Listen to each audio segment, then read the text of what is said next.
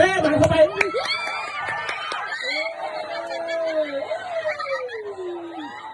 เคลือบไปแล้วเคลือบไปโอ้เคลือบไปโอ้ยเขาจ้าง10,000คุณว่าเหมือนแสนนึง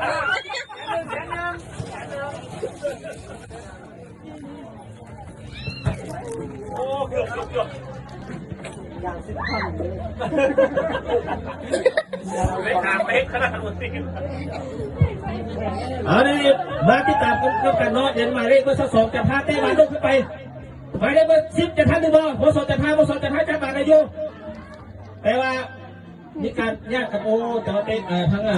นักเตะจะพาเต้ต่ำนักเตะจะระซุบบานออกเส้นหลังไปเนาะแล้วก็เป็นบานตั้งเตะเอาโอ้เกือบไปเมื่อกี้นี่